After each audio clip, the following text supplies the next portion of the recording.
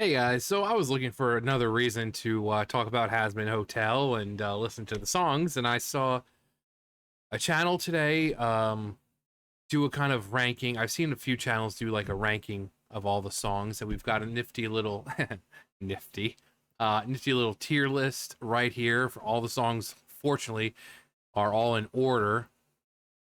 No, get back there. There we go. Now they're all in order. So you got Happy Day in Hell all the way up to The Show Must Go On. So all the songs, we're gonna listen to them.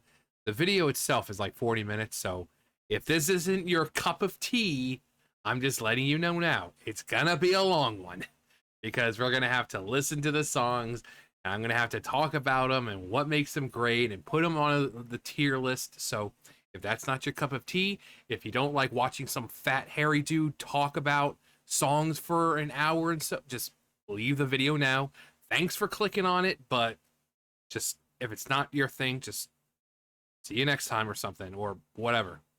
For the people who are staying, obviously I want to see your list. You can just comment below with like a one, like a top. There's how many? 1, 2, 3, 4, 5, 6, 7, 8, 9, 10, 11, 12, 13, 14, 15, 16 songs. So for you guys, you can just put like a 16 and where you rank them. For me, I didn't want to do it 1 through 16. I just, because I have, I'm making the video, so I have access to a tier list. Now, tier list, none of these songs are actually bad. It's just some of them aren't as memorable as others. And being memorable, kind of a few things. But yeah, so without further ado, this is Pro Try Hard Shitter. Nice name. So you'll see like this one is kind of that's not for me. That's copyright, I'm guessing, issues, but I can do this. Somehow I know it. I'll get heaven behind my plans. Charlie, hold on. There's just no way I could blow it. Not this once in a lifetime chance. It's just a meeting. To change their minds and touch their hearts or whatever angels have. This could be bad. Cheer up, Aggie. This could be swell. Something tells me that today will be a happy day in hell. Okay, but just don't sing to them. That bitch is halfway down the street. Is she? Oh, she's dancing. No. There's a warm, fuzzy feeling that walks through the air. Every street so revealing, it's hard not to stare. It's a realm so appealing, it beats anywhere. If you don't mind the smell, it's a happy day in hell. Hi, mister. Go fuck yourself! There's an endless trash fire that's burning my soul. Hello. Got a ton of barbed wire to shove in his hole. Excuse me. What is required, we all have our role. I'm not doing well. Another shitty day in hell. If I can show them the dream I've dreamed that any soul can change. Those angels' minds are hard They'll to know change. everyone can be redeemed from the evil to the strange. They're bloodthirsty and deranged. I can hear all their stories, the lost and displaced, and I know that they're more of an acquired taste. But if I open the door and I give them a place at my Hazbin Hotel, it'll be a happy day in hell. From the porn studio where the cinephiles go to watch award-winning David Bukkake shows, to the cannibal town where they don't wear a frown. 'Cause holy shit, oh my gosh, why? Then I don't give a crow that his brain's got in my eye. 'Cause I know I can spare them from heaven's genocide. There's an endless trash fire that's burning my soul. I'll get heaven behind my plans. There's just no like the barbed way wire I that's could blow shoved in it. Not this once in a lifetime chance to change their minds. And touch my parts. No thank you. I'm just gonna fulfill my destiny. You're us, bitch. I can already tell today is gonna be a fucking happy day.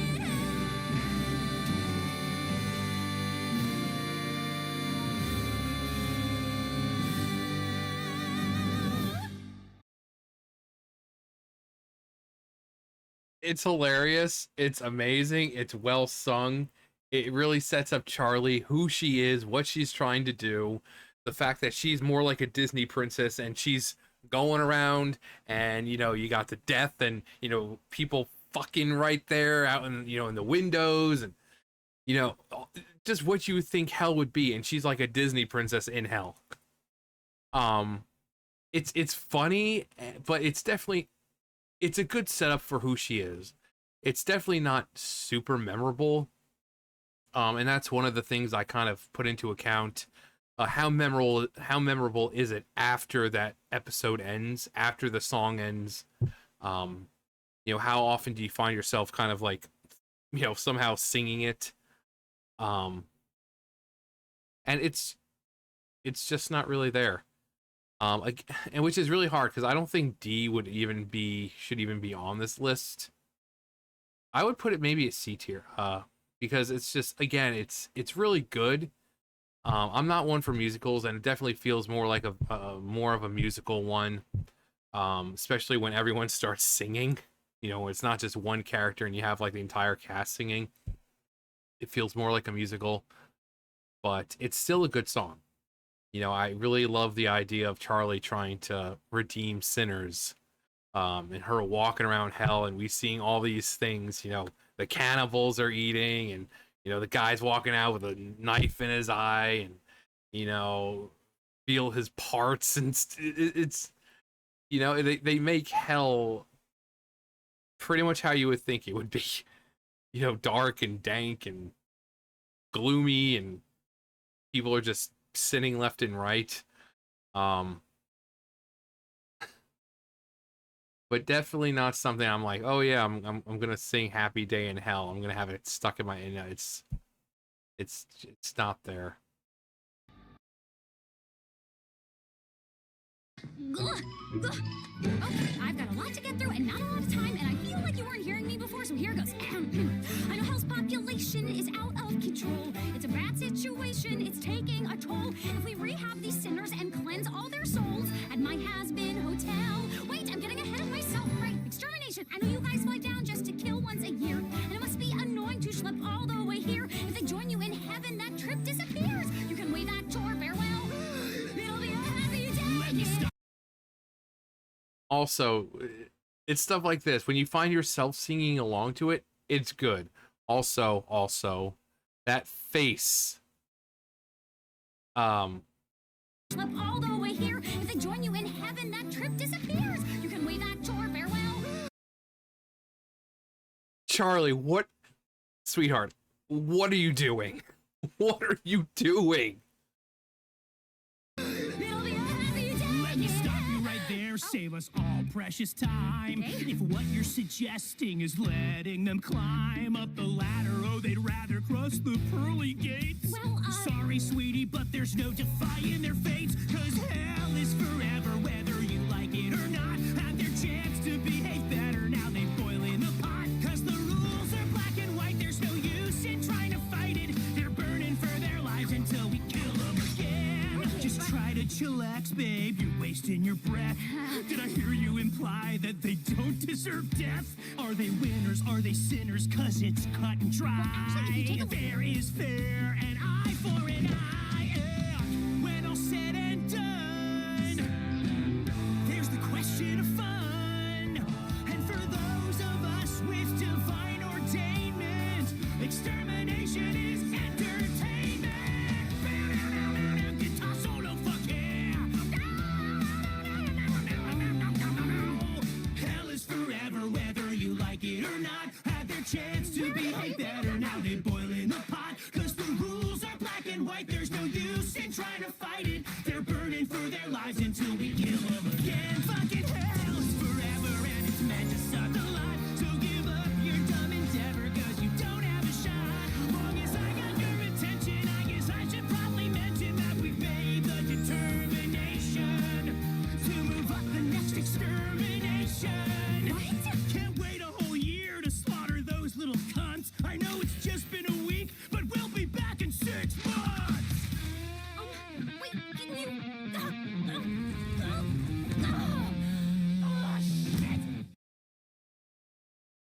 So Hell is Forever. It starts out happy. Charlie's kind of giving her little stick there, to, her stick to, it's what the hotel's about. And Adam, who we finally, we learn late, like a little later on, in that scene where he's, they're talking back and forth, and, she kind of realizes that, oh, wait, Adam, like the original man, Adam. And then she's like, oh, that explains so much. So I really love the, each song is kind of a good setup for that person's character. And this is really a great setup for Adam. When we think of Adam, we think, Adam, Eve, the first man.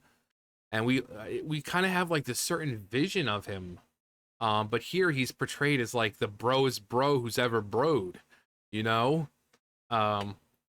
comes off as like this narcissistic jock who, everything's about him.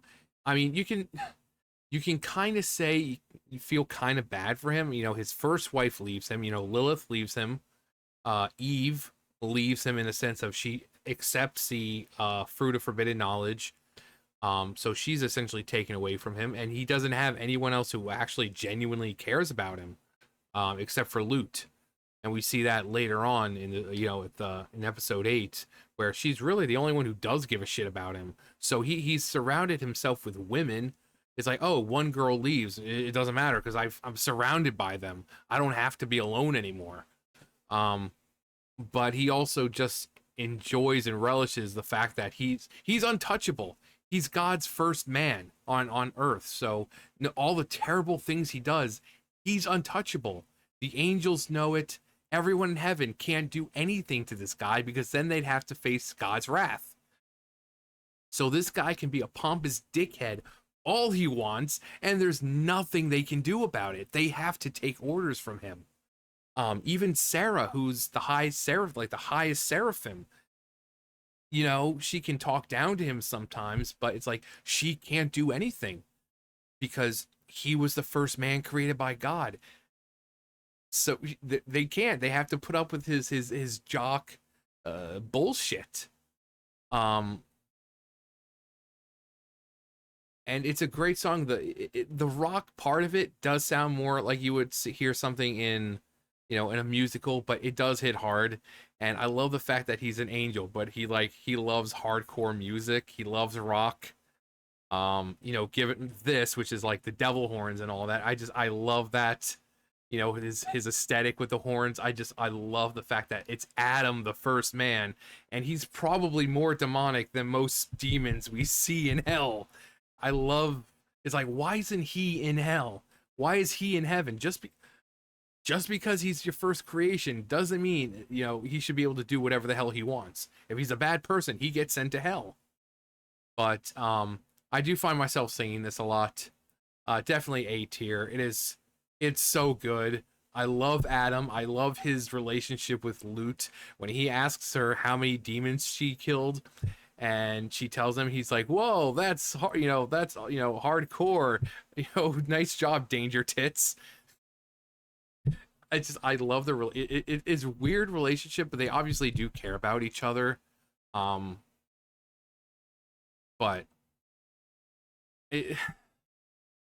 I also love his axe. The weapon he uses is an axe. Also, a good, it's guitars are known as axe. And it's just, I love that.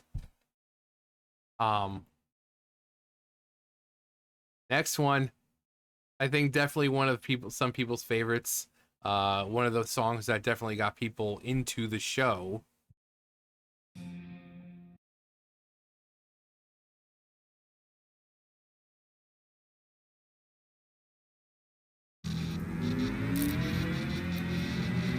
That fucker's back! Yeah, I thought he was gone for good too. It's been 7 years! You still pissed he almost beat you that time? Fuck you! Just saying. Things have changed a lot since he left town. That's for sure. I gotta send a message of who's really in charge of things now. Welcome home. I'm gonna make you wish that you'd stayed gone. Say hello to a new status quo. Everyone knows that there's a brand new dawn. Turn the TV on. Camera speeds rolling in 3, 2. Top of the hour, and we're discussing a certain Hazbin who has been spotted cavorting around town after a 7-year absence. Did anybody miss him? Did anybody notice? More on tonight's program. So the radio demon is back in town. Why is he hanging around? What does that mean for your family? Well, Handley, I've got good news. He's a loser, a fossil, and I don't mean to sound hostile, but the demon is a coward. You can take that as gospel. Pulling my view is impossible. I'm visual. He's barely audible. Stop giving him the time of day. Don't listen to a word he'd say. I hope he had a nice vacay, but he should have stayed away. While he hid in radio, we pivoted to video. Now his medium is getting bloody rare. Hell's been better since he split. Where's he been? Who gives a shit? Salutations! Good to be back on the air. Yes, I know it's been a while since someone with style treated hell to a broadcast. Sinners What a rejoice! dated voice. Instead of a clout-chasing, mediocre video podcast, is Fox insecure, pursuing a lure, living between this fat and that? Is nothing working? Ignore his chirping. Every day he's got a new format. You're looking at the future. He's the shit that comes before that. Is Fox as strong as he purports, or is it based on his support? He'd be powerless without the other bees. Oh, please. And here's the sugar on the cream. He asked me to join his team. I said no, and now he's pissy. That's the tea. You old-timey prick. I'll show you suffering. Oh, the TV is buffering. I'll destroy you. I'm afraid you've lost your signal.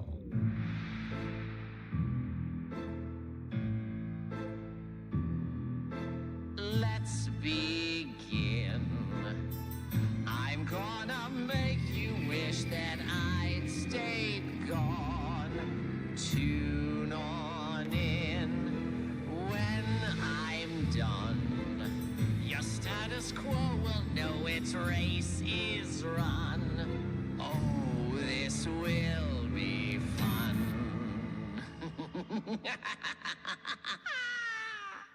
Fuck. Okay, stayed gone. Definitely easy A. It definitely is A tier. It lets you see the personality of Vox and Alistair, how one is more into the TV, Vox, 1950s, I think he like died in 50s, and that's when TV was just starting to be really big in America. Not all houses had it yet. If you remember back to Back to the Future, when Marty goes back to 1955 and he's with his mother, who's a teenager at that time, he says something about that he has that his family has 2 TVs, and his uncle, who's still a kid, says, "Wow, 2 televisions, your family must be rich." So back then TVs were barely in every household, but they were slowly making their way, and Vox was into the TV era, whereas Alistair not only had a radio show, but he grew up in an era where radio was the source of news. It was the source of entertainment. You had War of the World type things going on, these radio dramas that they would play. So for Alistair, video is just inferior. It's completely inferior. Radio was the kind of medium to get out news, to get, to communicate. So even though they're friends, they obviously have differentiating ideas about the future of technology, where Alistair wants to stay with radio, but Vox is obviously, since he was growing up in a time with TV being introduced, Alistair died in 1933 or something, so TV, not even close. So Vox kind of grew up where TV was slowly creeping its way into every household. And because he's around, people like Velvet and, with the, internet type thing, he sees TV and just technology as this amazing way to control the people, to control the masses, a way that radio can't. Um, so even though they are friends, they're frenemies. You know, people think they absolutely hate each other, which they probably do at this point, but they're still frenemies. As much as Vox hates Alistair and vice versa, I think if one of them was to die, the other one, while they think they'd be happy at first, would kind of feel a hole in their chest. You know, because it's like, okay, one of my best friends who is still my enemy, but they're gone. What do I do now? Who am I going to argue with? Seriously, who am I going to fight with? So I think they do care about each other in a weird way. And I can't wait to see more of their relationship, because we know that they were friends. There's a picture of Alistair with Vox, but Vox had like an old style TV head at the time. So they are friends, and you could still say they are friends. But yeah, I love the bickering back and forth. The Vox saying his medium is getting bloody rare, bloody rare, rare as in the way something's cooked. His medium, which is also a style, how do you want your meat, medium, but also the medium in which, things are broadcast, whether it be TV or radio. That medium is getting bloody rare, meaning less people are listening to the radio and more people are listening to like Vox with the TV and the podcasts and this and that. So I love that play on words. I love at the end, Alistair kind of coming back and smacking him with that, "You're gonna wish that I'd stayed gone," just as like, hey, you pose no threat to me. You may be controlling masses right now, but I'm still the more powerful one. You don't scare me. So I'm gonna make you wish that I'd stayed gone. But I just love the dynamic, the relationship, the awkward relationship between them. And I really do hope to see more up close and personal interactions between the two, because they are really great characters. As much of an asshole Vox is, and as much as he hates Alistair, I think they could have some really funny dynamics, like a Goku Frieza kind of thing, where they hate each other, but they're like have like these weird brotherly moments, and it's just they're weird. But anyway.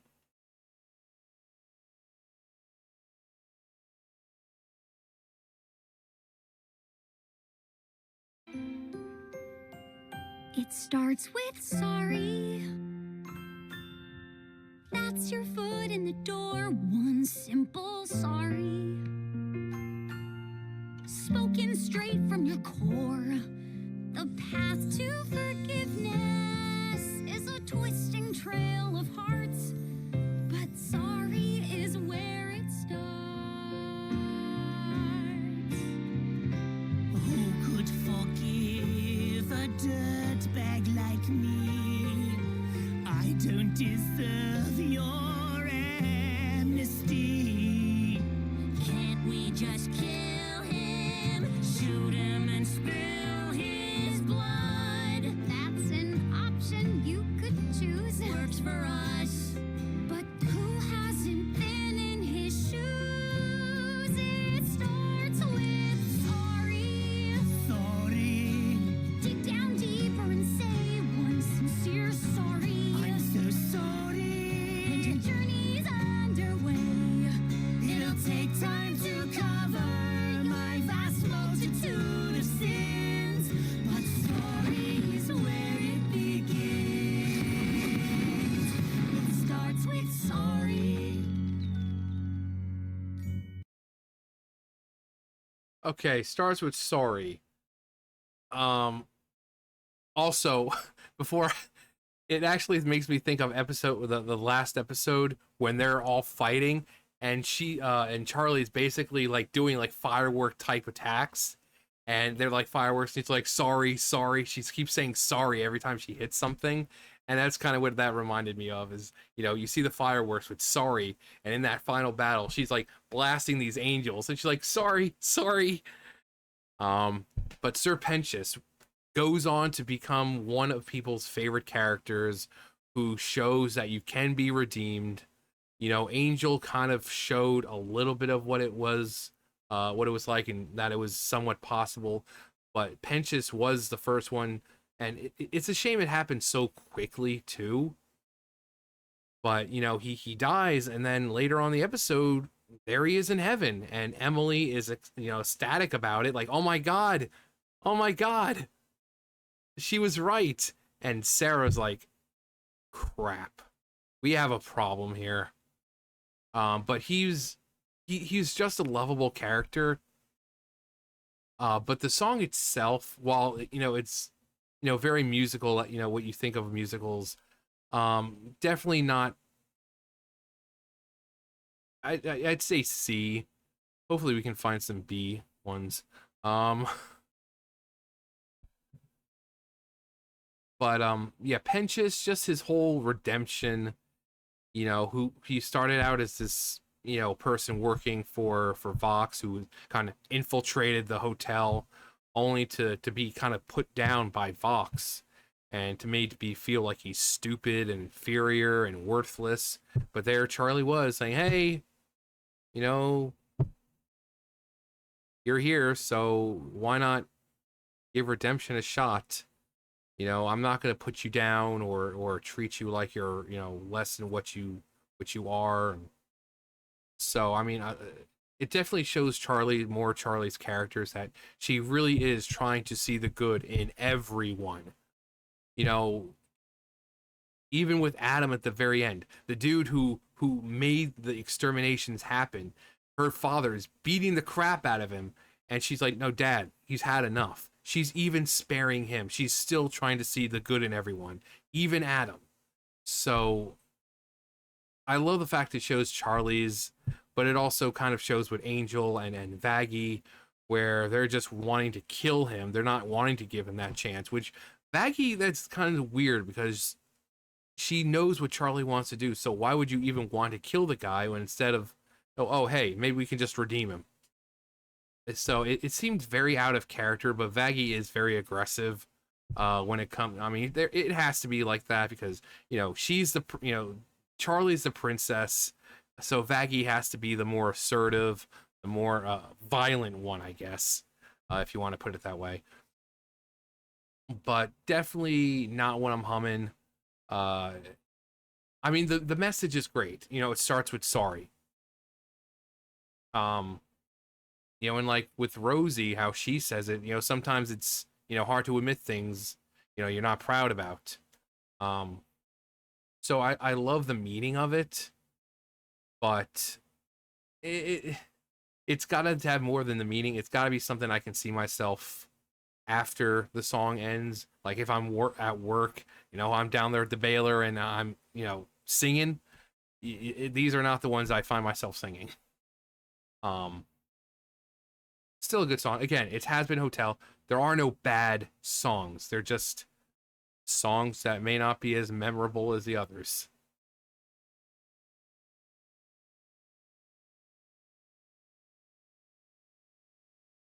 You better show some respect. Check your behavior. No one speaks to Zestial that way. Did you expect us to sit back and take your insolent brazen display? You've got it twisted. I'm not the one who needs a new attitude. Maybe you missed it, but I'm that hashtag bitch, and I will do nothing less than what I please. Woo! I'm the backbone of the V's. Mad that I acted respectless. Well, it's 'cause no one could respect this. Sorry, group attending. Since when are overlords too scared to fight? You're long past trending. Sorry, babe, but I ain't swiping right. You lost your relevance. We can't act without more intelligence. No wonder I'm so respectless. I could eat you lot for breakfast. You wannabes are inane and uninformed. Smug wannabes who don't heed when you've been warned. Oops, did I strike a nerve? 'Cause when I brought out the angel's head, couldn't help but observe that your wrinkled face was turning red. And why are you avoiding war? That's what the guns you sell are for. Thanks to my being respectless, one thing I'm starting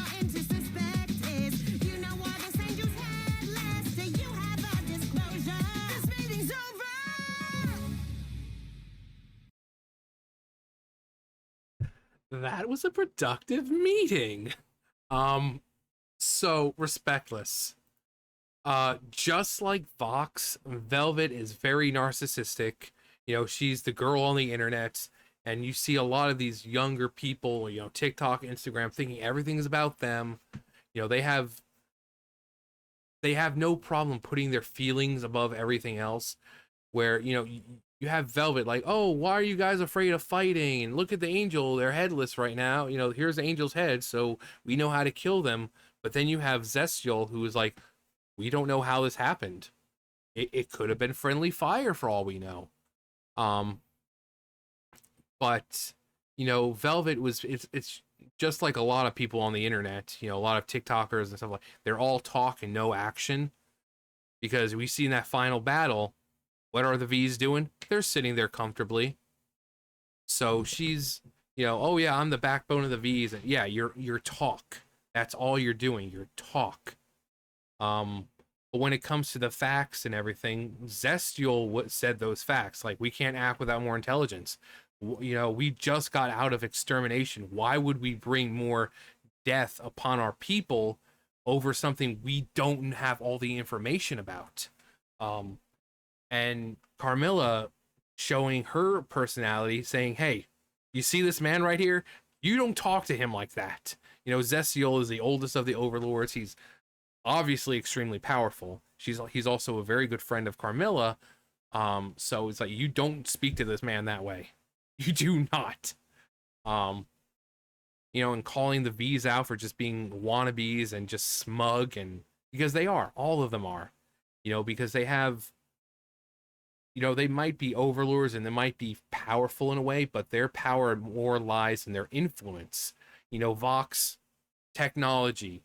Velvet is more of his like internet chick. You know, she's the one constantly, and Valentino's the porn dude. You know, porn, sex sells. So their influence is strong. But they're just the fact that it's all feelings. It's like, oh, well, we know, we see her, this headless angel, we should do this, and why are you afraid of going to war? And, you know, you don't you sell the weapons for that shit? And why aren't we? It's like, we don't have all the facts. We don't have all the facts. It could have been a friendly fire. We don't know how this angel ended up headless.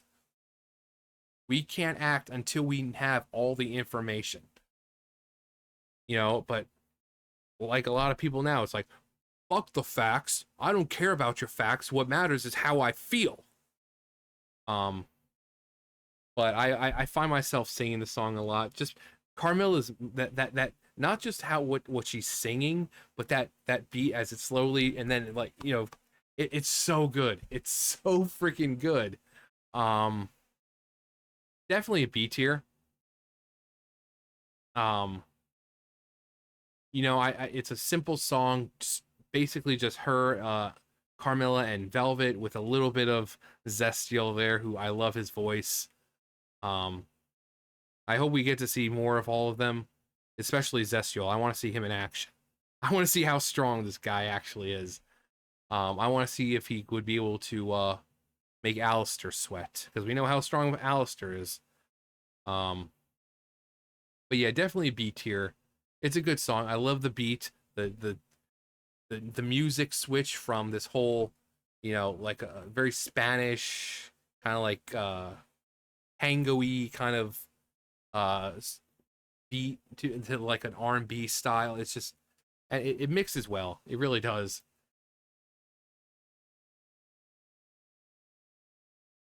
What weighs on your soul, old friend? I implore you to share the load. If it was thou who slew the angel, why not let your strength be known?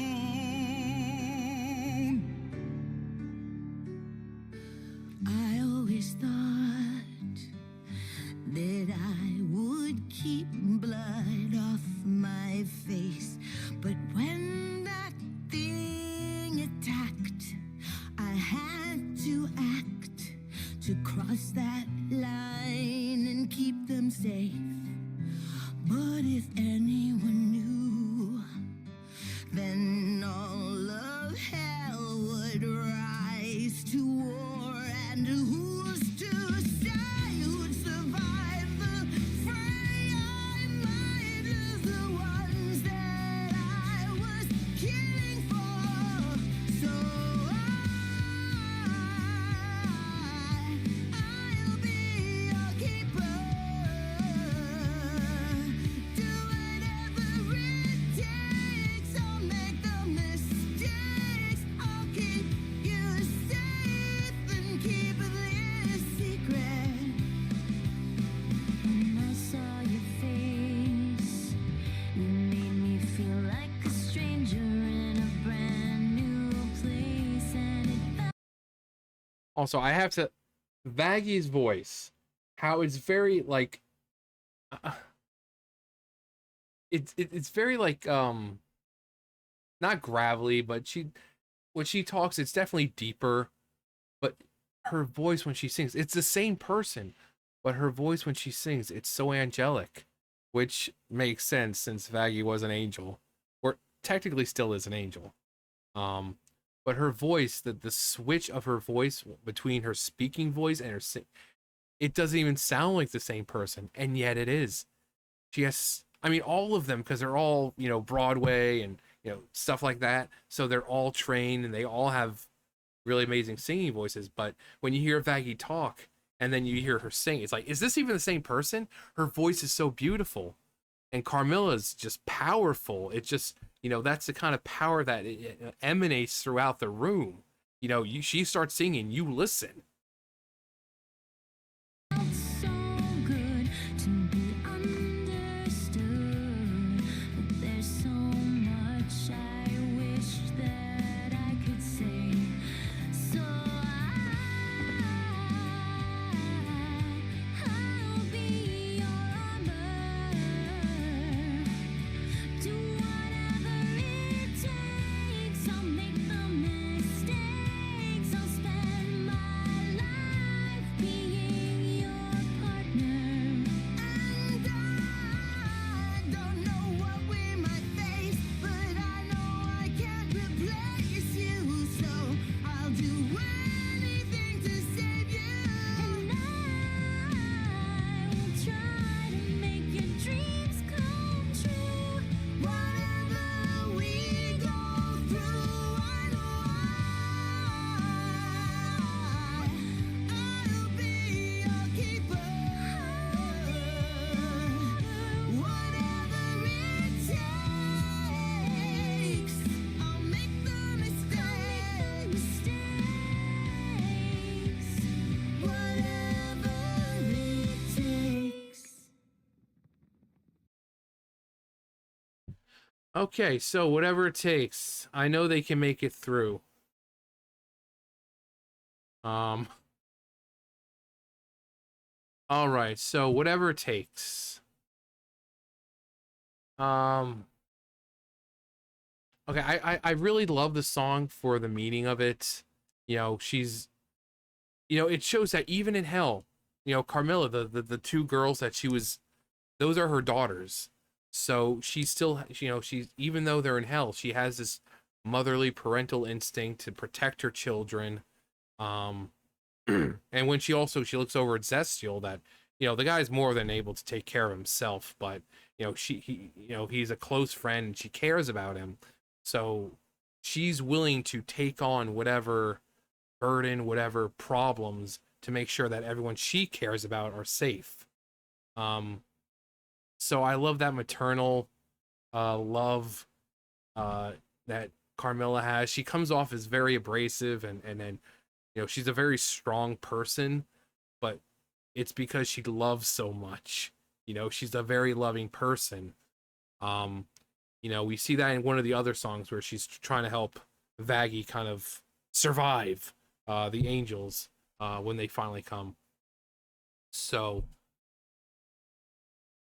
I love the meaning of the song. That also, is it me or does Carmilla remind you of what's her name, Hornet from Hollow Knight?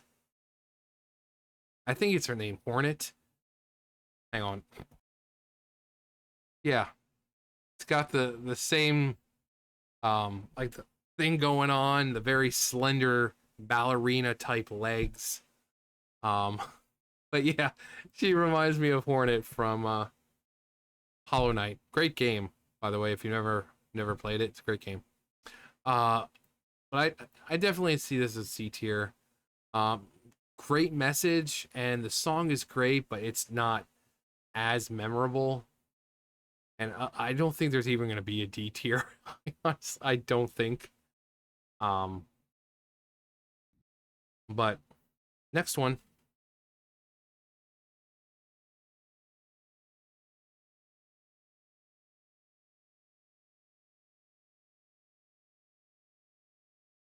And action.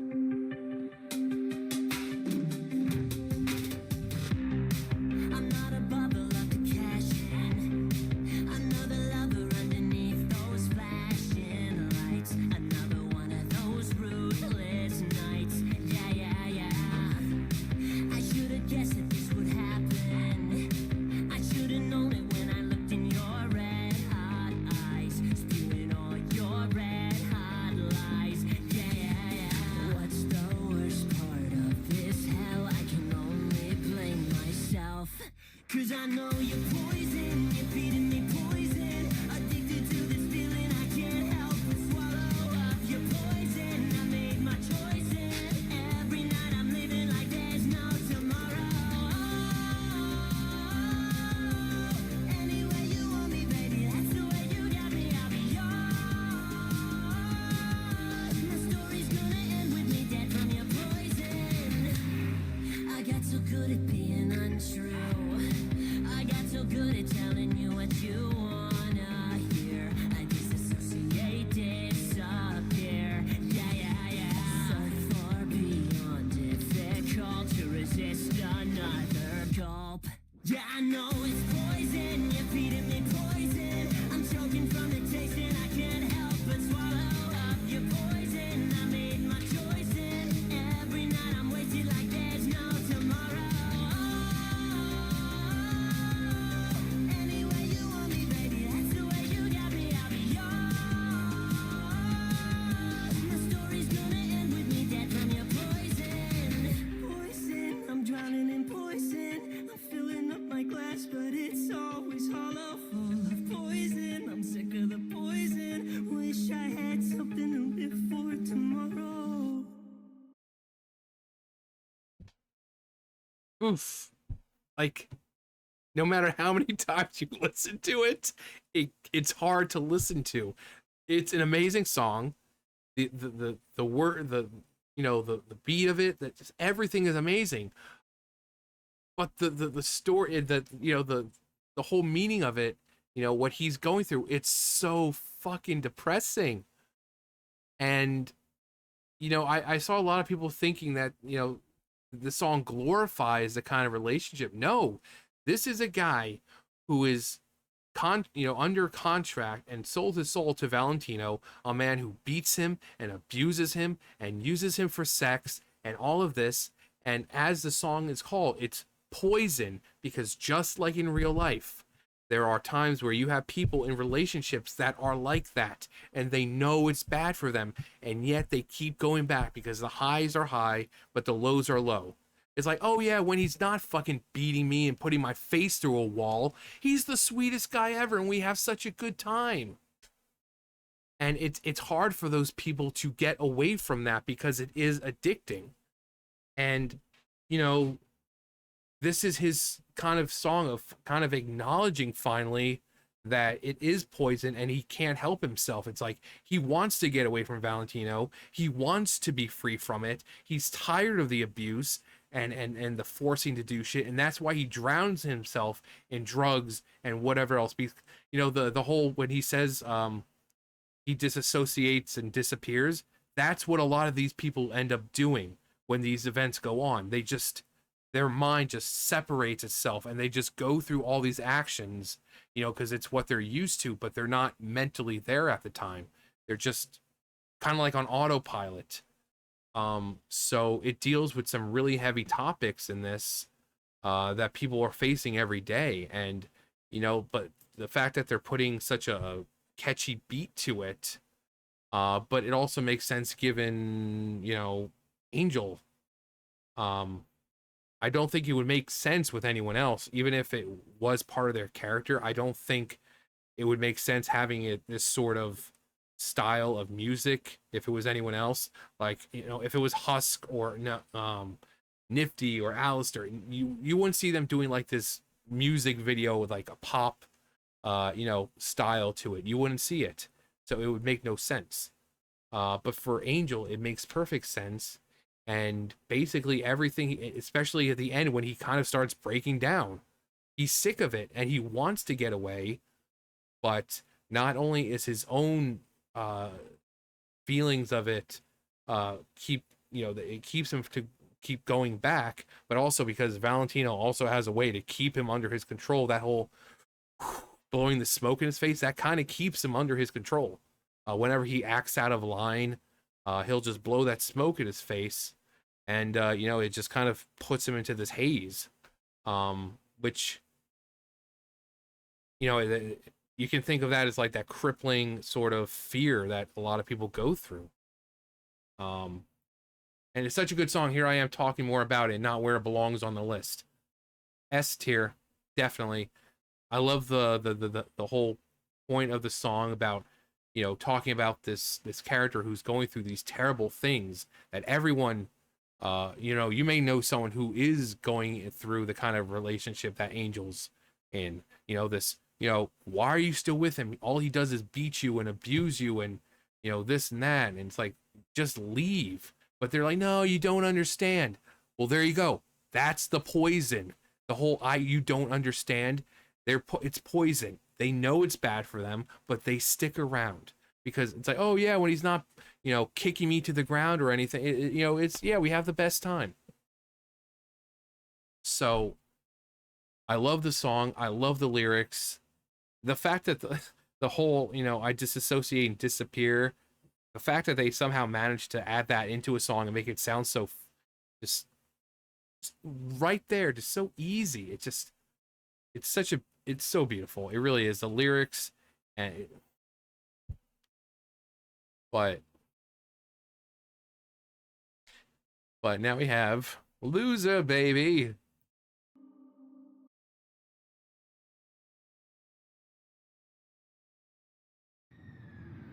So things look bad and your back's against the wall. Your whole existence seems fucking hopeless. You're feeling filthy as a dive bar bathroom stall. Can't face the world sober and dopeless. You've lost your way. You think your life is wrecked. Well, let me just say you're correct. Wait, what? You're a loser, baby, a loser. Goddamn, baby, you're a fucked up little whiny bitch. You're a loser just like me. Thanks, asshole. You're a screws loose loser, and only one-star reviewer. You're a power bottom at rock bottom, but you got company. This supposed to make me feel better? There was a time I thought that no one could relate to the gruesome ways in which I'm damaged. But letting walls down, it can sometimes set you straight. We're all living in the same shit sandwich. I sold my soul to a psychopathic freak. And you think that makes you unique? Get out of here, man. We're both losers, baby, we're losers. It's okay to be a Coked up dick sucking hoe? baby, that's fine by me. I'm a loser, honey, a schmoozer and a dummy, but at least I know I'm not alone. You're a loser just like me. I got an appetite for gambling. I've got an appetite for sampling every drug and sex sing that song. Come on. I got no holes left to deflower. I sold my soul to save my power. Now I'm on that demon's leash. I'm trapped and it gets worse with every hour. You're a loser, baby. A loser, but just maybe if we eat shit together, things will end up differently. It's time to lose your self-loathing. Excuse yourself, let hope in, baby. Play your card, be who you are. A loser, just like me.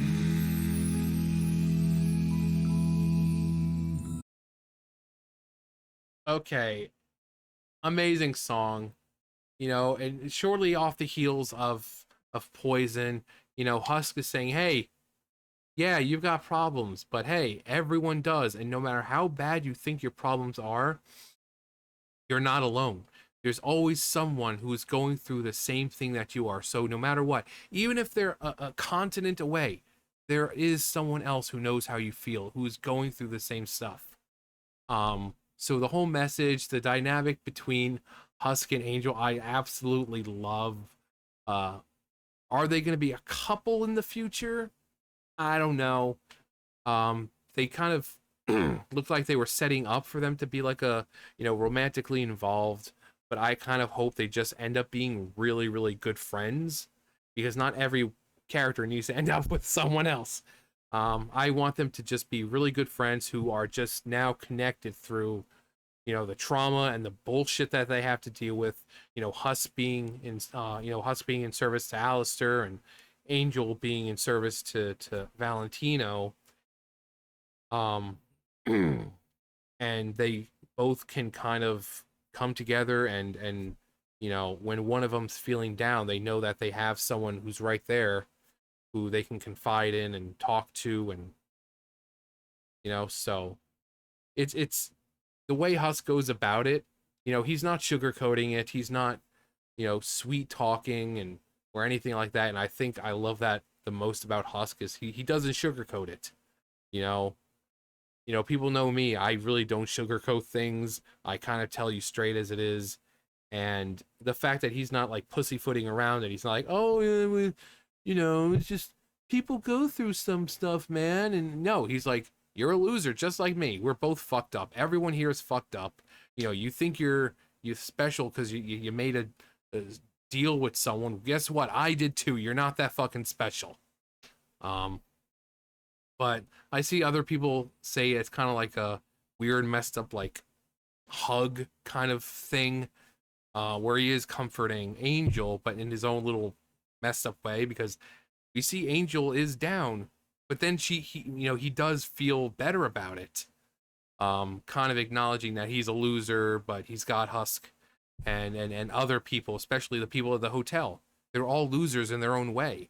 And even if they're not going through the same stuff he's going through, they all have problems. They all have issues, and that's what brings them together. That's what makes them a family at the end.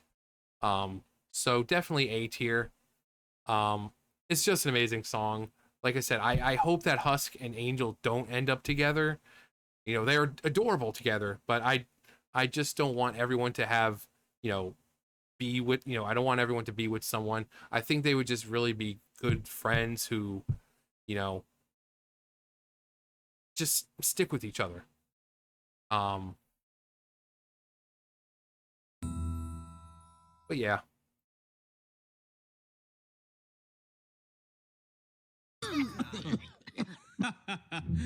All right then. Looks like you could use some help from the big boss of hell himself. Check out Daddy's glowing reviews on Yelp. 5 stars, flawless, really great. With a punch of a pentagram, a whack bam boom, a la Kazam. Usually I charge a sacrificial lamb, but you get the family rate. Thanks, Dad. Who needs a busboy now that you've got the chef? Michelin tasting menu free, a la carte. I'll rig the game for you because I'm the ref. Champagne fountains, caviar mountains, that's just a start. Who's been here since day one? Who's been faithful as a nun? Makes you chuckle with an old-timey pun. Your executive producer. That's true. I'm your guy, your day-to-day, your chum, your steadfast hotelier. Remember when I fixed that corn I today? was just to make you so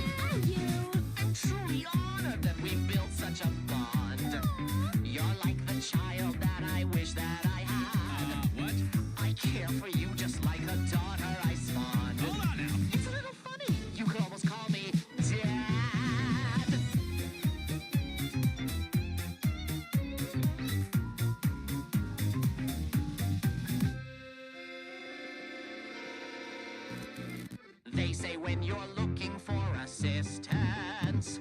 It's smart to pick the path of least resistance. Others say that in your needy hour, there's no substitute for pure angelic power. Who just happens to also be your blood.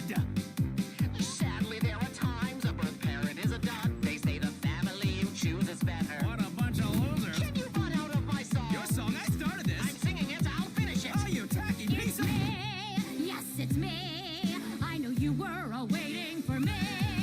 I'm here, what a guess. Took a while, but I'm present at last. It's me,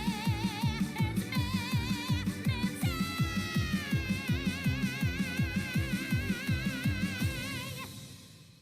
Who? I love Mimsy. I mean, I don't hope she's like a permanent part, but if she does make appearances once in a while, I love her character.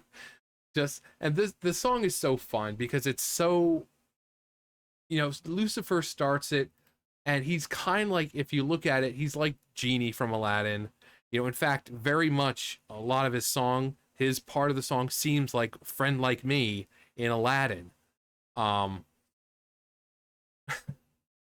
But you know, it's all over the place. He's making clones of himself. You know, he's got the little puppet thing going on. You know, you don't have column A and column B, but you have the, you know, champagne fountains and caviar mountains, and that's just the start. But then you have Alistair with his like voodoo-esque kind of thing going on with the, you know, the colors and they're both trying to kind of fight over Charlie in their own way. It's like, I'm the better guy. No, I'm the better guy. It's like, hey, remember, you know, your dad hasn't been here, and who's been here since the beginning? Yeah, that was me. You know, who's been taking care of this hotel? Yeah, that's been me. What has your father done? Nothing. But Lucifer's like, yeah, who's your actual dad? Who's the seraphim here? Yeah, this guy. So when it comes to getting things done, yeah, this guy might have something, but nothing's better than pure angelic power. The power of the seraphim. And how they're each trying to get under each other's skin. You know, Alistair saying, it's a little funny, you could almost call me dad, you know, because he's talking to her and you know, you're like a daughter that I care for you just like a daughter I spawned. And it's just, he's just doing what he can to piss Lucifer off. And also the golden fiddle, and he said he got his fiddle back from Johnny. You know, the devil went down to Georgia, is looking for a soul to steal. That song. And Johnny said, oh, you know, devil will come on back if you ever want to try again. You know that? Yeah, with the battle between Johnny and the devil to get his, you know, and the devil ends up having to give him his golden fiddle. Yeah, but Lucifer has his fiddle back. But I definitely find myself singing it. It's catchy. I love just the zany. It's just so over the top, and it's all over the place. You know, Lucifer's style of singing, very much like a Disney prince almost. Kind of counteracting with Alistair's kind of more, it's not really laid back because he's not really as assertive when it comes to singing as say Lucifer is. We see that with Alistair here, and we see that with his battle with Vox, where he's very much trying to stay chill the entire time, but there's just something about Lucifer that really just irks him. But he does remain, for the most part, to keep his cool. And then that thing with Mimsy at the end, I mean, and Lucifer just says what we're all thinking. You're like, who? But yeah, Hell's Greatest Dad, definitely up there. I love the energy of all of them. I love the back and forth between Lucifer and Alistair. I love it. Our next one is a song that I could hear a million times that I never get tired of.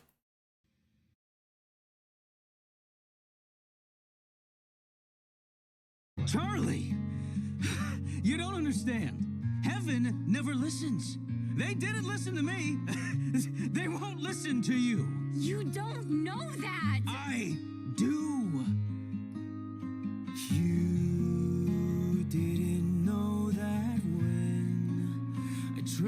this all before. My dreams were too hard to defend.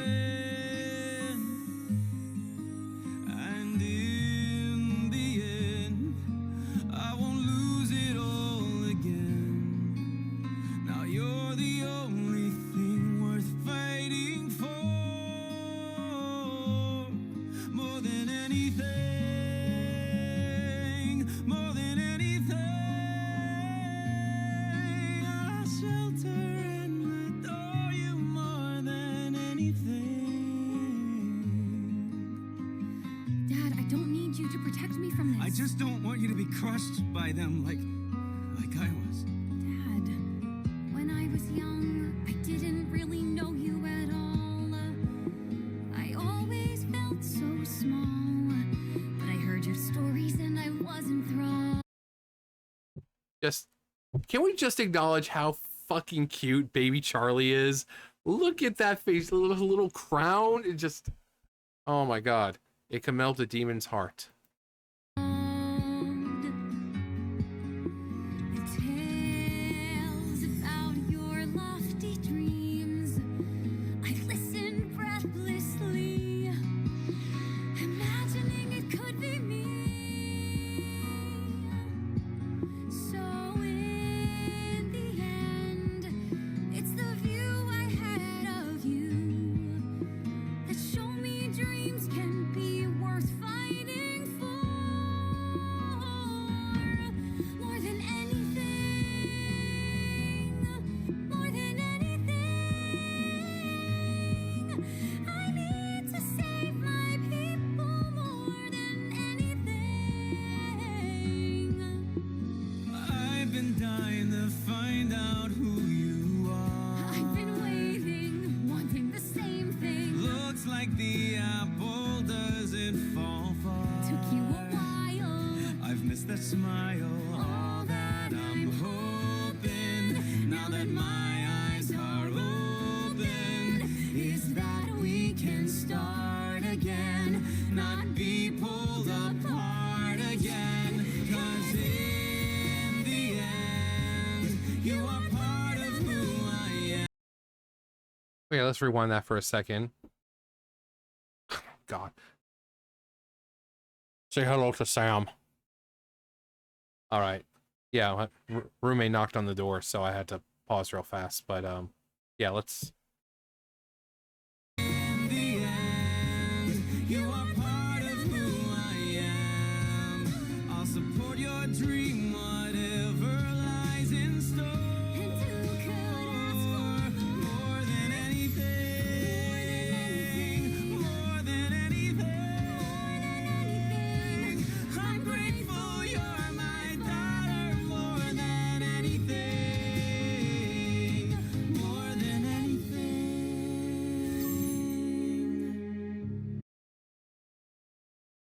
Whew. What'd you think about it, Sam?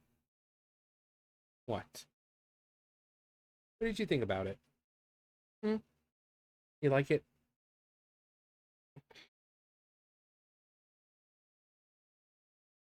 So, more than anything. Easy S tier. The message of it is amazing. Lucifer and Charlie's voices. You know, Lucifer, he's been given a voice fitting of, you know, a seraphim. You know, fitting of the king of hell. It's so, you know, it's so powerful and angelic. But it's so also soft and loving, and but it's an amazing song. You know, I don't have kids. I said I don't have kids, Sam. He's not my kid. He's not my cat. He's my roommate's cat. But I would imagine that most people who watch me who have kids hopefully have this kind of relationship with their son or daughter, where you know you kind of know that you're good enough for each other. Whereas Lucifer and Charlie, for the longest time, were like, oh well, you know, my dad's the king of hell. How do I ever live up to all the stories that he, you know, the stuff he's talked about and all the stuff I've heard from mom? And then you have Lucifer, who's like, well, how do I live up to her expectations? I'm the king of hell, and look at me. I'm like this shell of a man who's suffering from like major depression, who's locked in my workshop all day, fiddling with rubber ducks. It's like, how do I live up to her expectations of what she's been told about me? But all she wants is her parents. She just wants the love and acceptance from her parents. So she doesn't care about her dad's depression, because if she's able to help sinners redeem themselves, or at least try to, you really think that she cares about her dad's depression? No, she just wants him around. And the song is a great moment because they see that they are good enough for each other. And I said before that with Lucifer, with the moment where he lets out his wings, that's normally when he shows off his wings, it's an assertion of power. Like, hey, I'm a seraphim. It's a flex. He's like, yeah, you might be Adam, but you're not a seraphim. You may be this, but you're not me. But this was a moment of rejuvenation for him. He kind of snapped, even if he's not fully out of it, he snapped himself out of that depression that he's been in for so long, because he sees that his daughter is just like him. The same ideas, the same personality, everything. They're really cut from the same cloth, really. And he sees that he's always been good enough for her, despite the depression, despite all that. And he's finally able to connect with her. So easy S tier. It's a beautiful song. The voices are amazing. The music is amazing. Everything about it. I could talk an hour and 7 minutes what we're going at. I could talk this long just about that song. I could do just for that. But we're not going to do that.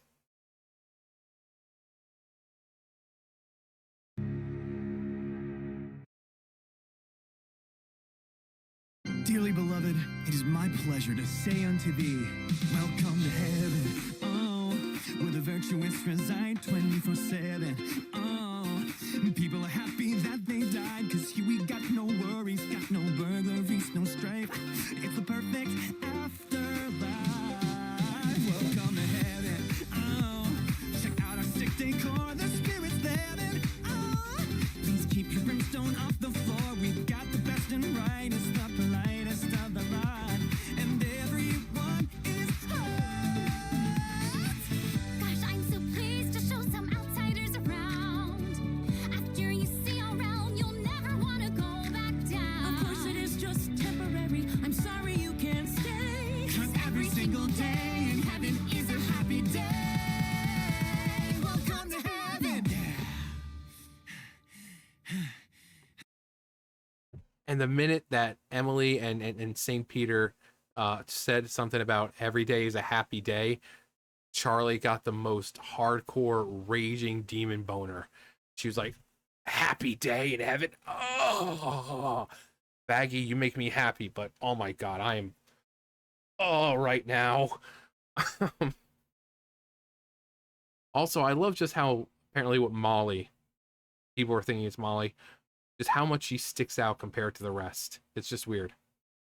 But this was a song I kind of overlooked at first, but it really is a good song. And I did it, a couple weeks ago or something. And I love how they play with colors. One, to show off the aesthetics of how different heaven and hell are.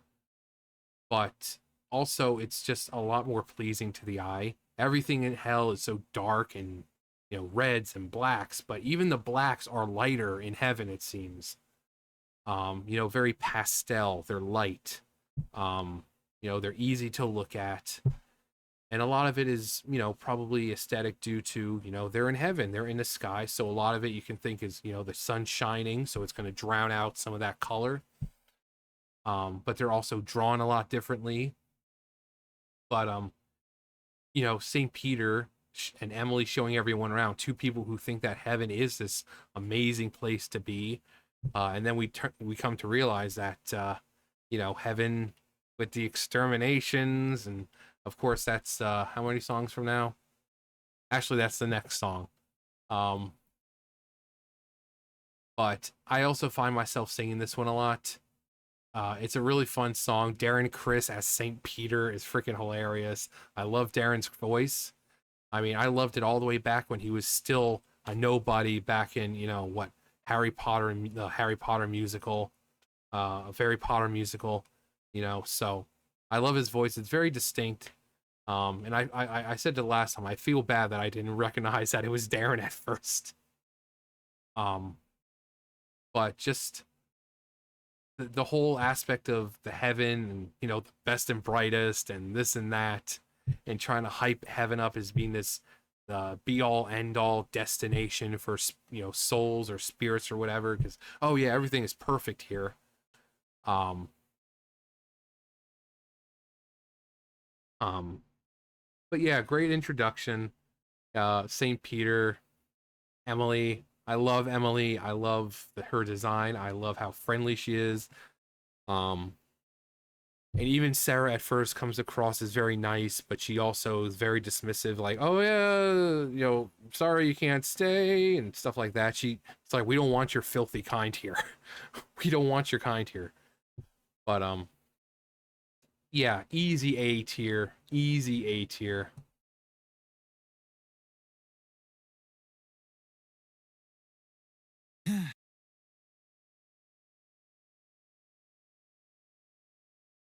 But she was right, Sarah. She showed us a soul can improve. He saw the light, Sarah. Checked all the boxes that you said would prove a person deserves a second chance. Now we turn our backs, no second glance. It's not as simple as you think. Not everything is spelled in ink. It's not fair, Sarah. Careful, Charlie, keep a cool head. No, don't you care, Sarah? That just because someone is dead, it doesn't mean they can't resolve to change their ways. Turn the page, escape infernal place. I'm sure you wish it could be so, but there's a lot that you don't know. What are we even talking about? Some crack or who fucked up already? He blew his shot like the cocks in his mouth. This discussion is senseless and petty. There's no question to be posed. He's unholy, case closed. Did you forget that hell is forever? A man only lives once. We'll see you in 1 month. Gotta say, I can't wait to come down and exterminate you. Wait! Shit. What are you saying? Let me get this straight. You go down there and kill those poor souls. You didn't know. Whoops. Yes, the cat's out of the bag. What's the big deal? Sarah, tell me that you didn't know. I thought since I'm older, it's my load to shoulder. No. You have to listen, it was such a hard decision. I wanted to save you, the anguish it takes to do what was required. To think that I admired you, well, I don't need your condescension. I'm not a child to protect. Was talk of virtue, just pretension. Was I too naive to expect you to heed the morals you're purveying? That's what the fuck I've been saying. If hell is forever, then heaven must be a lie. Emily. If angels can do whatever and remain in the sky, the rules are shades of gray when you don't do as you say, when you make the wretched suffer just to kill them again. I was told not to trust in angels. By her? She should know. We should go. No! Don't you see? We've come so close. Look at them fighting. They're at each other's throats. Don't you act all high and mighty. Did you ever think your little girlfriend might be a liar? Don't, Adam, please. What's the fuss? Why hide the fact that you're an angel just like us?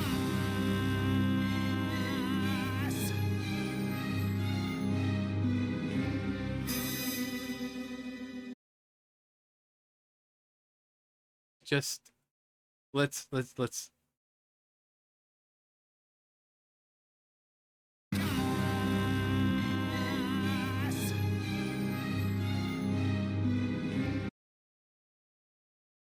that shot right there. That shot, even though the face is part of the kind of the thing on the wall to begin with, when they cast Vaggy's shadow against it, it makes it look very sinister. It makes it look very sinister and menacing, as you know. And Charlie is now kind of seeing Vaggie as this sort of not menacing figure, but now someone who she can't trust at this moment. Um, so just the idea that they used her Vaggie's shadow being cast from this light, cast it onto a wall where her face, where in this face that was already on the wall, would be placed where Vaggie's face would probably be. I mean, it is a bigger head, but the general idea that they used this as a kind of way to show almost like not intention, but the sinister sort of nature. Because that's what we see when we think of the Exorcist. Like, they're very sinister. They're going down exterminating demons and stuff like that. So I just love this idea that they chose to add that face into the silhouette, her shadow, to make it more, foreboding, kind of, of what's to come. It's like, is Vaggie gonna be like this? Is she gonna revert back to her old ways? Or is she truly on Charlie's side? We don't know. Is she a double agent? I mean, we need to know. Of course, we know that Vaggie does very much love Charlie, but at this moment, we're like, oh crap, what are we gonna do? The song also points out, just with Sarah, and I've said this before, with the fire. We know that she permitted Adam to do all this whole exorcist thing, going down and exterminating demons. And, she's finally caught by Emily, and, she's being questioned and called out. And she's just, oh, well, you don't understand. It was such a hard decision for me. No, it wasn't. You don't like demons. You see them as like these filthy, disgusting beings that are apparently trying to cause an uprising. But then when you see people like Carmilla who have daughters, these demons, some of them have families. They might be demons or sinners or whatever, but a lot of them being human, now they're in hell, but they're still having children and having lives and families, and some of them just want nothing more than to just live their eternal hellish life. So Carmilla, not Carmilla, but Sarah sees them as like these, they were causing an uprising and this and that, and that we need to protect our own people. But it's like, I'm sure you love your sister, but I don't think the decision was as hard as you say it was. I'm sure you jumped at the chance when Adam's like, oh yeah, I think we should go down and kill those fucking assholes. Yeah, those fucking cunts down there. I say we kill them. And I'm sure I'm sure she wasn't like, oh, well, let me give this a fair bit. She's like, okay. Okay. And there's a lot of plot to it, and the Lute and Adam, and it just shows with angels that they're not as pure and angelic. I'm like, look how foul-mouthed Lute is. So angels aren't as, this higher, morality of, compared to demons. Lute is just as bad. Adam is just as bad. It's like, but they get a pass and the people in hell don't.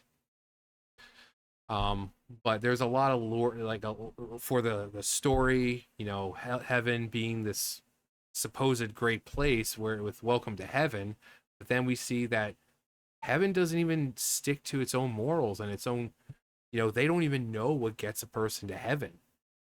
And then when questioned about it, Sarah's very dismissive. It's like, well, none of you know what gets a person to heaven. And she's like, oh, questioning stops. We know when soul arrives. It's just like, what? But you make all these rules for us who are in hell, but you people don't even know what gets you here in the first place. But yeah, it's a really good song, and same thing. I find myself singing it, especially that the Lute and Adam part. That is such, and just the callback to Hell is Forever. It's so good. And again, this visual, of the on the wall with Vaggy's shadow. It's good.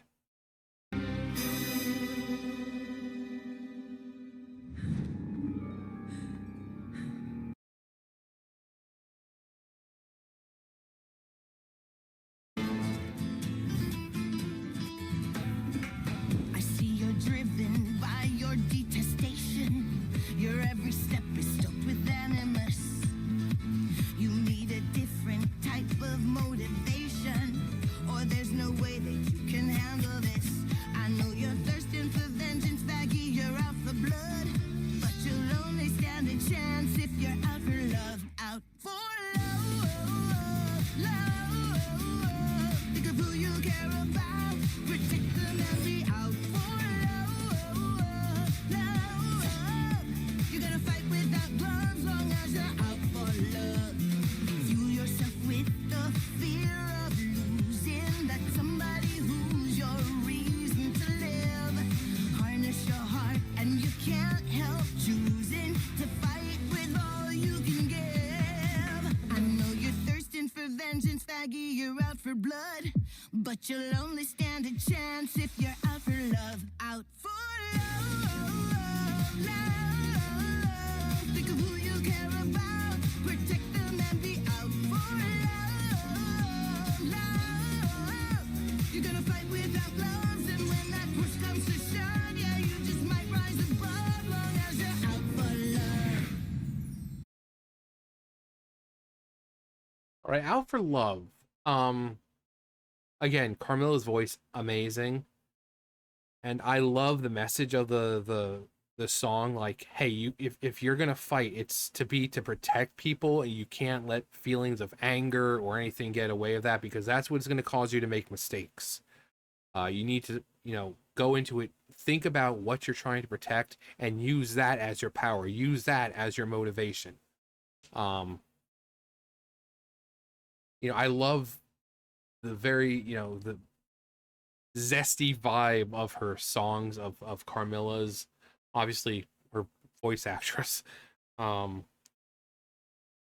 I definitely say it's more of a C, and I really hate, because I love Carmilla and Vaggy's voices. They're so nice, but they're definitely more of the forgettable songs. Great messages, the fighting for the ones you love and using that as your power, and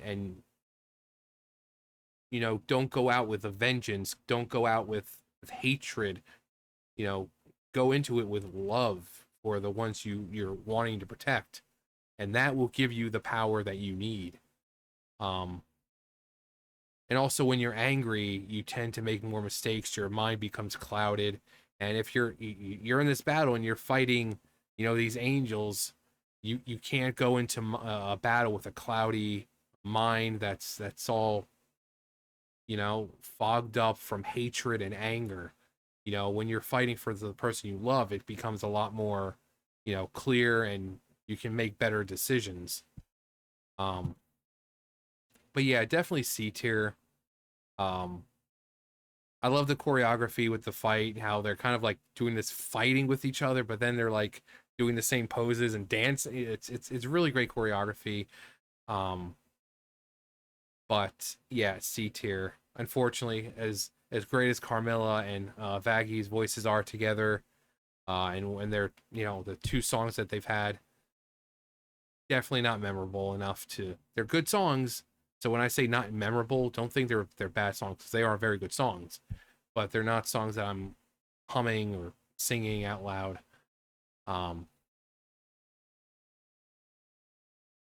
Now this is one I actually didn't react to and watch on here, but I mean, obviously I saw it because I watched this. I watched the season 1, but I never actually watched it on here. So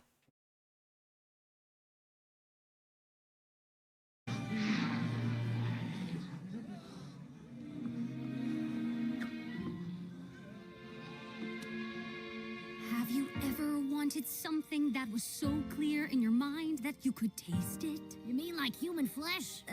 Sort of.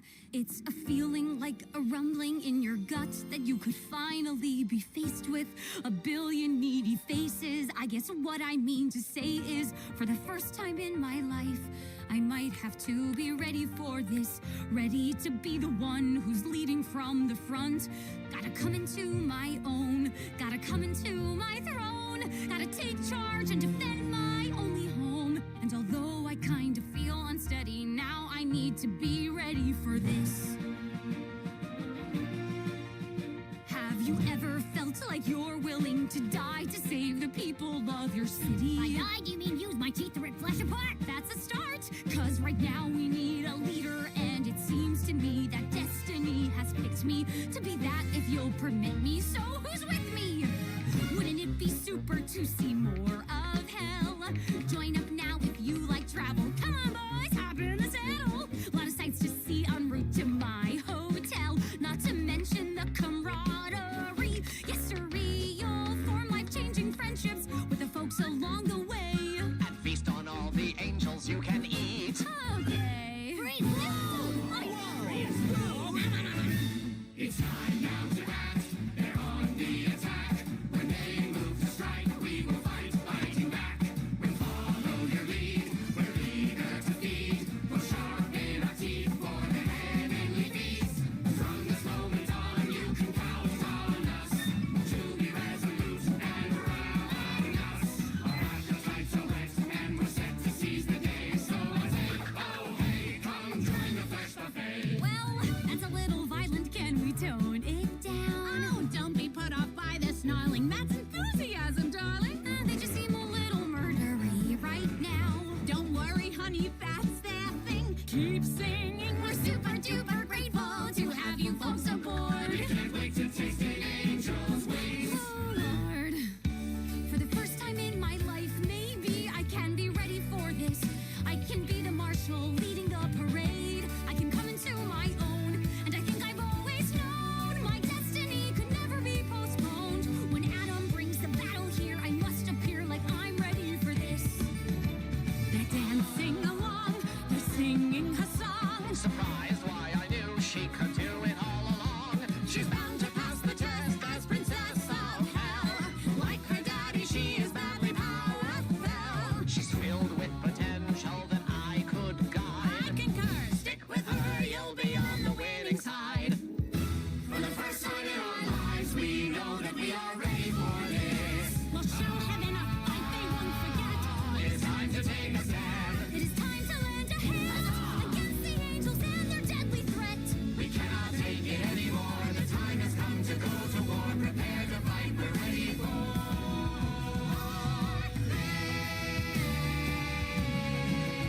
this. I really hope that I'm ready for this.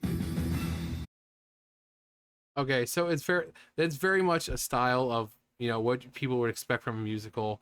It also kind of reminds me of like South Park with that last like medley, that they kind of like combine all the songs into one.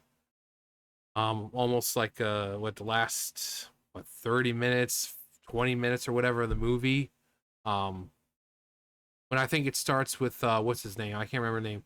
But the God has smiled upon you this day, you know, and it just becomes this whole medley of all the songs that have been in the, yeah, that's what this kind of reminds me of. But it's definitely more musical.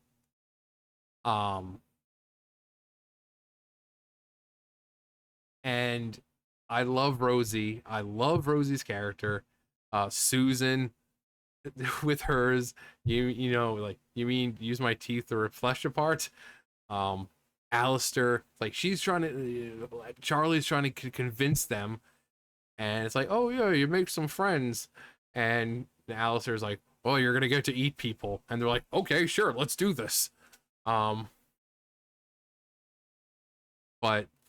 with Charlie just kind of having to realize that she's gonna kind of have to actually do this instead of just talking about it. She actually has to do, you know, take charge, and, you know, it's going to happen. It's not like something she's going to be able to postpone or anything. It's going to happen. The angels are going to come, and she's going to have to lead people. So that's why she says, even though she's feeling unsteady, and she has to be ready for it because it's going to happen.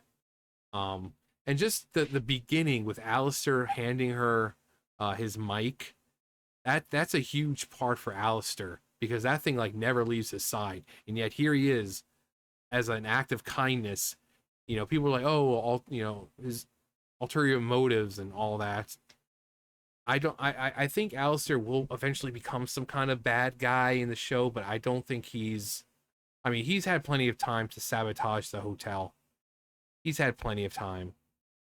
But the fact that he's handing his mic, which is valuable to him, which is a huge part of him, to Charlie, that's a huge sign of trust and kindness towards her. Even though later on he does kind of say she's filled with potential that I could guide, and you see him with this very sinister look.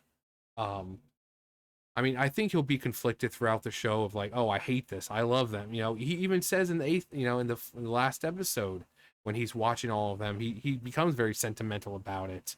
He says, enjoyable, something about a enjoyable collective to be around, and that how he could get used to it and stuff like that. So, he not really much of a bad guy, honestly, right now.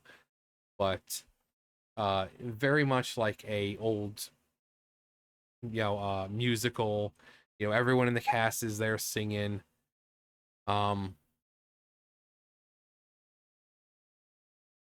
It's it's a good song. Rosie with just the animation when she with her dress, it's just so clean and fluid. It's beautiful to watch. You want to know what else is beautiful to watch? I remember seeing this when I was watching it, and I was like, finally.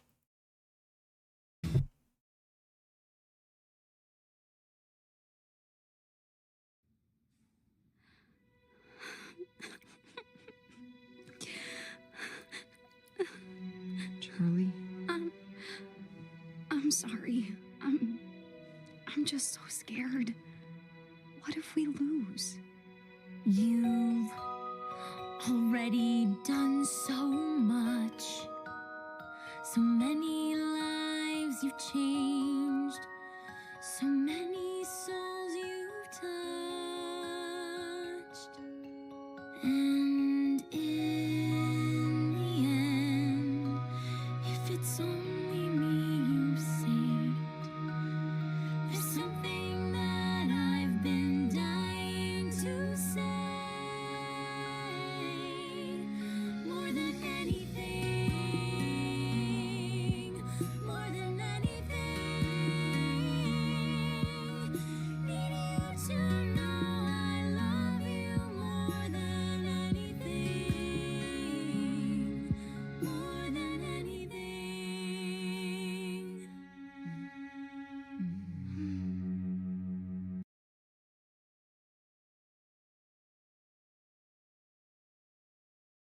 All right, so More Than Anything reprise. S tier. Easy S tier. It's so short, which is sad because I would have loved to hear more of a longer song. But the emotion it conveys, the fact that we finally see them expressing more emotion to each other and their love for each other, which Rosie kind of helps because she's like, how do you love this girl? Well, have you ever doubted she loves you? And she, while Charlie was like, oh, well, she's an angel and she did the very thing that I'm trying to stop and work against. And it's like, well, isn't that hotel of yours all about redemption and stuff like that?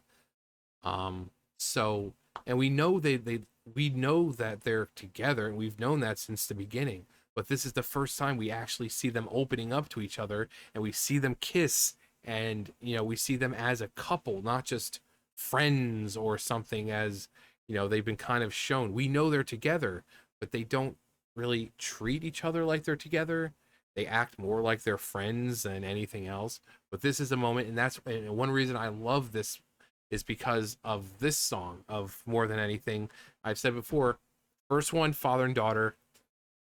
This one, between two lovers. And I really hope when Lilith finally shows up, you know, after everything happens and she realizes that she wants to be in hell with her daughter, I hope that it's just her singing the song to Charlie. So we can have a reprise of the reprise. But just the very soft, loving nature of it. Finally we get to hear them say that they love each other. Perfection. You know, the only thing I don't like is it's too short. It's too short. That's the only gripe I have about this song. You know, the harmonizing is beautiful. The music is beautiful. The you know, their voices, it's just all about it is beautiful. And then seeing them finally kiss after 8 freaking episodes was, I remember watching, I was just like, finally, I've been waiting. A peck on the cheek, a little on the lips, somewhere during these episodes, nothing. And then finally, we get to see a full freaking kiss between these two. And it's like, you've made us wait this long? Episode 8 is when you finally give us a kiss between them?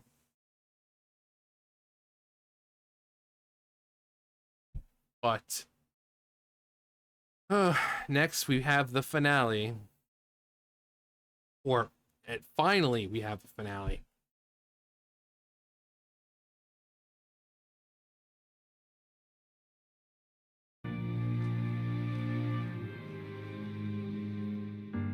He did it for us.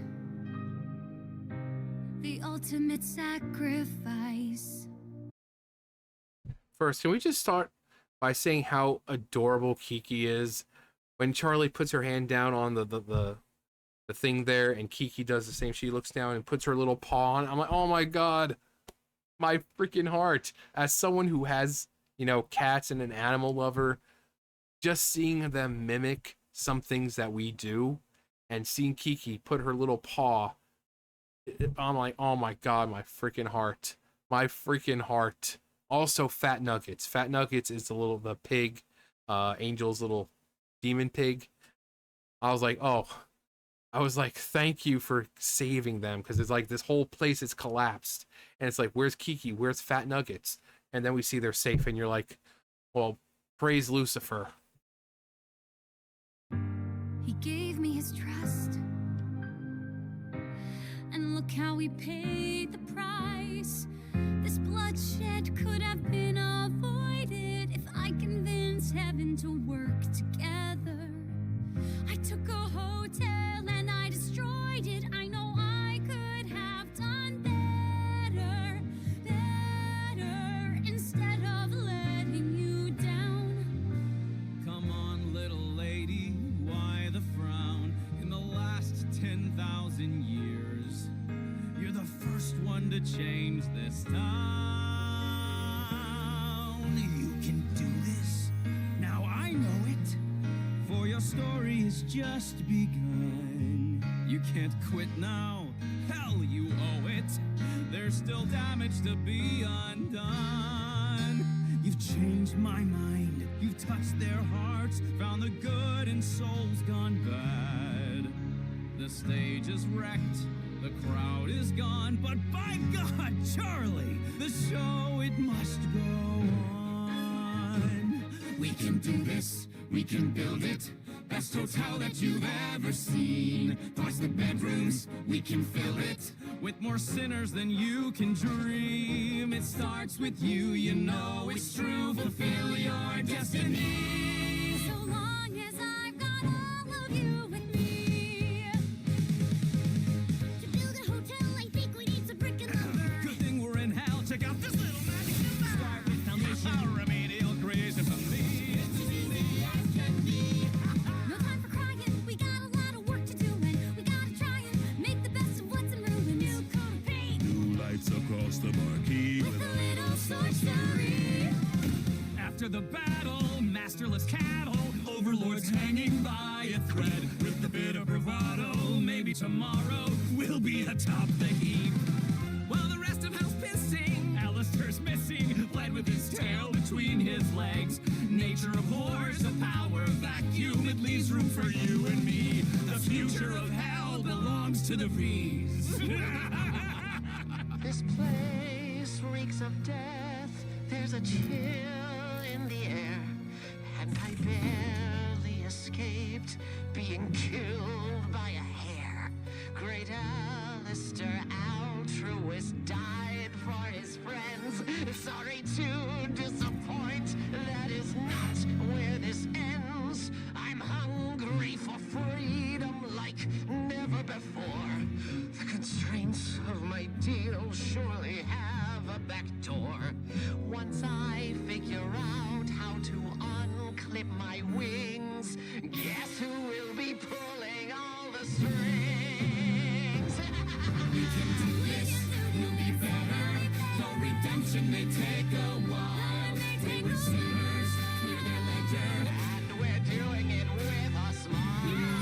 We'll make a difference, wait and see. We're gonna do this, you and me. And then tomorrow it will be a fucking happy day in hell.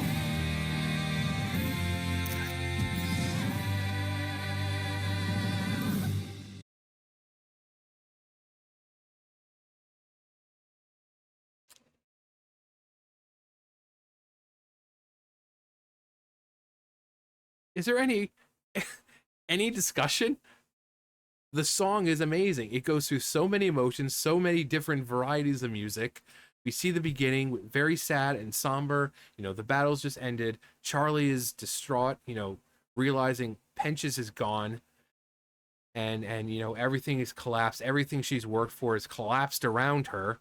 But then her dad, after with this whole new rejuvenated, renewed vision on life and his daughter, and this steps in and kind of encourages her when, you know, before in the past he would have been like, oh well, see, that's what you get, you know, I told you, Charlie. And but no, he steps in and he is a father, very fatherly. You know, he holds her chin up, and he's drawn very soft. His eyes and everything is very soft about him. He's not, you know, normally he has this very pointed, but he's drawn very rounded. He looks very angelic and kind and welcoming and warm and fatherly.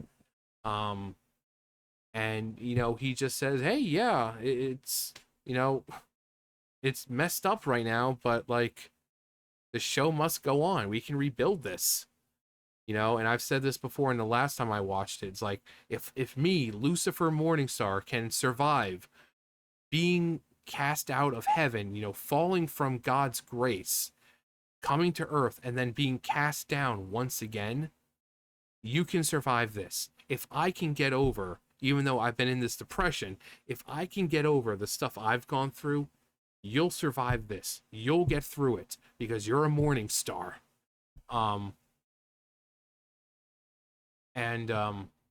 You know, and then she kind of, you know, everyone else chimes in, realizing, you know, she realizes that, hey, she doesn't have to do it alone. She has family now.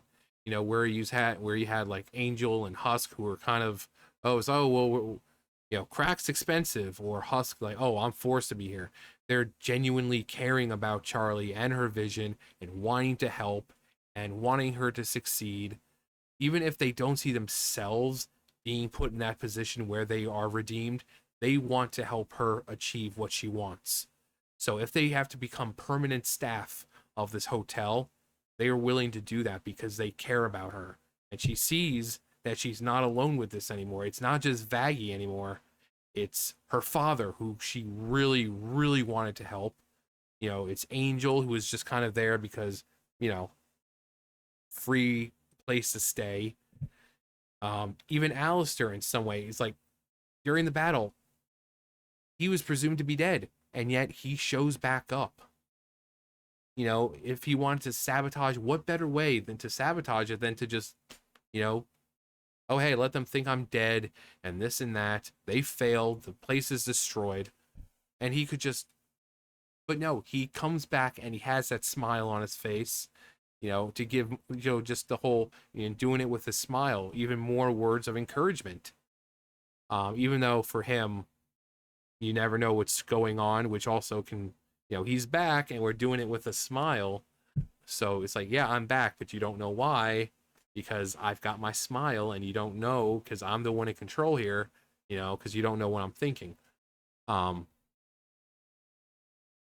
the Vox part with the V's and him being so gleeful and happy that Alistair was gone. The Alistair part when he kind of reveals that he is in a deal with someone, that it's not a deal where, I don't think it's with Lilith where it's like, oh yeah, I want you to go watch my kid. Because if it was that kind of deal, he wouldn't be so, I dare say, hell-bent on escaping it. He's truly in a deal with someone that he does not want to be in a deal with, and it's messing him up mentally. So I don't think he's in a deal with Lilith. Otherwise, it's like, okay, I want you to go watch my kid. Okay. Is that all? So it's clearly someone who he doesn't want. But he does kind of make his motives clear. Now, when he says, guess who will be pulling all the strings? I mean, I kind of see that as one, setting up to maybe be a villain, but pulling all the strings. He's now able to pull the strings. He can finally not interfere, but, do things the way he wants to, be the control of his, destiny or fate or his life. And he'll be pulling his own strings and others rather than him having, his strings pulled and, having the little Alistair puppet being controlled by someone else. So he'll be free. But yeah, the songs, that last one is clearly S tier. It's amazing. The vocals of, when Charlie's singing and then the reveal of the hotel at the end to see this massive, gorgeous hotel with a little bit of peace, a little bit of all of them. You have the little bit of, Husk and Angel and Cherry, and you see this big statue outside in honor of Dazzle. And it just shows that they're all part of this hotel now, that they're not just like these people are like, oh no, whatever. No, they truly do care now. And a piece of them is inside this new hotel that they've built. And again, I said this before, when they're building, you see the pentagrams that were, and I'm thinking that isn't just aesthetic, that this hotel is now kind of being imbued with their powers or their emotions and love and everything. And because sigils, it looks like they were kind of like sigils, and sigils are kind of like seals, and they hold power and stuff like that. So you have these group of people now who are now acting as a family, coming together, and that love is now being imbued and built into the very walls and foundation itself. So I like to think those sigils that are inside the walls are going to play a bigger part, and not just aesthetics. But now this place is kind of being protected by the people inside of it. And then now when new people show up, their emotions, their love that they'll eventually gain for Charlie will also be embedded in the walls. So when someone finally does come to try to take out the hotel, it's going to be protected. Even if the person inside it dies, the love within the walls themselves and that emotion, that togetherness, that family, that will continue to exist, and that will try to, pretty much fight off whatever comes their way. Unless it's Eve, who might be Rue, who's been collecting souls for eons at this point, who is probably more powerful at this point than heaven and hell combined, who really the only one who could easily snap her out of existence is God, but God's not going to appear here, because what would the whole point of this be? It's like, well, God can just come in and do whatever the hell he wants, snap his fingers, and everything's right as rain. So, but Rue, or Eve, I think is going to be more powerful than anyone, because she's been collecting souls for so long. So, but yeah, that's the story. But the song itself, I love it. the different, going from this really somber, depressing to very nurturing, from Lucifer, and uplifting, um and then at the end they're all harmonizing together, and several throwbacks to you can do this now, I know it, and that goes back to Happy Day in Hell with Charlie saying I can do this, you know and then the final part of the song is, and then tomorrow is going to be a fucking happy day in hell. It's just so many throwbacks to old song, like the previous songs. So the writers of these songs really know what they're doing, really know how to tug the heartstrings with certain parts, really know how to make them catchy. And again, we didn't have any in D-list, in the D tier, because even though these are less memorable, they're still good songs. Like, none of these are bad. Like, none of them are bad. And to see something with 8 episodes, 2 songs in each episode, and none of them are bad, I mean, that's skill right there. That's, if I was wearing a hat, I would tip my hat to you. Vivian, my lady. No, so I mean, good job on her for creating something, as I've said, something special. This show is truly special. And I reacted to Hell of a Boss, to one of the songs from there, and I'm gonna react to all of them. But I know it's been out a little longer than Hazbin Hotel, but these shows seem to be really special to people. But yeah, that's the tier list. So even C tier, still amazing songs. But let me know what you guys think. There's 16 songs right now, that they're all not 1, 2, 3, 4, 5, 6, 7, 8, 9, 10, 11, 12, 13, 14, 15. Yeah, 16. So just leave below your list from 1 to 16. What's your number one? What's, and why is number one number one? Is why number 16 number 16? Number 15. But that is going to be it for me. 2 hours long. I can only imagine how long this is going to take to upload. But yeah, what did you think about the songs? Think about the show itself? Give me your personal favorites and why. Do they have an emotional connection to you, or are they just catchy, or what? Let me know. Let me know all that good stuff. But anyway, that's going to do it for me. You guys know the drill. I'll see you guys later. Bye, guys.